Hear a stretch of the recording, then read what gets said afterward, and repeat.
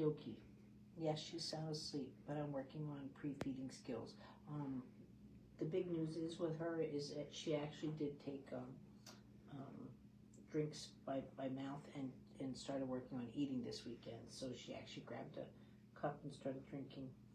And so she's sound asleep on my table, which I don't mind at all. That's cute. She's actually praying. And then one of the things that people don't realize with the tummy time or lack of tummy time is tummy time gives that availability of jaw movements, right? Now I always keep two hands on the face, but I'm kind of moving my hands so you can see this. But when you're working with someone's jaw, you want that availability that it can go in and out, right? And you can work on that. Now, if I get to here, though, this is where she really started to lock up. So I'm suspecting could be cheek ties, TMJ, or again, like you and I should be able to dislocate almost our jaws. And kids play with that. Our kids just don't have that experience. They're not playing with it. COVID stopped a lot of don't put that in your mouth, germs and this kind of thing. And the jaw movements are your sense of gravity. It's the gravity of how much something weighs first goes through. There she goes. So see how this is where I talk about too your cranial movements. This is why you're doing the cranial course right here, guys. See how much that head is moving? All your developmental milestones have to go through cranial movements.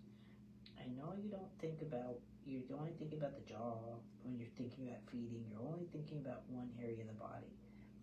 When you're coming here, again, the amount of cranial movements that go in all with that, because we go to our food.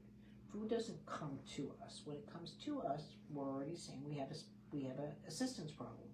Someone has to feed us. But yeah, right during this live, her whole head just I hate to use the word released, but integrated with the jaw movements that I'm working on. So now I'm integrating them all into all her head movements. So now she's learning to come. See, this is still difficult. You can tell she doesn't do these moves. But if I want to come over to my food, right? So that's the movement that I'm looking for. But guess what? That's also riding a bicycle. It's one thing to ride a bike here, jaw dropped, versus that, right? And so what I'm looking for here is, again, that coming over there, she's getting it, to that jaw.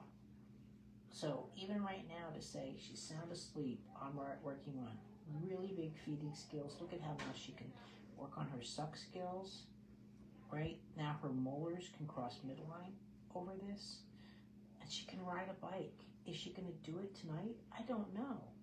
But these skills that you're working on that seem so gentle, or look at that. Now she can cross midline with the jaw. Now, to me, what I did was I just looked up, not to see what time I have with you. I now know I'm at the 2:30 mark. Now, I don't want to wake her per se, because I don't want to give up this time. But I'm looking at now, how do I schedule this out? Do I keep her asleep and work on the other side? Or do I keep this lesson going? Leave her a little bit uneven. Don't like to do that too often. I know some modalities do.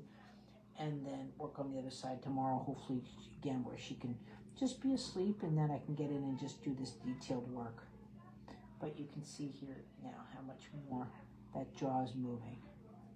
Thanks, guys.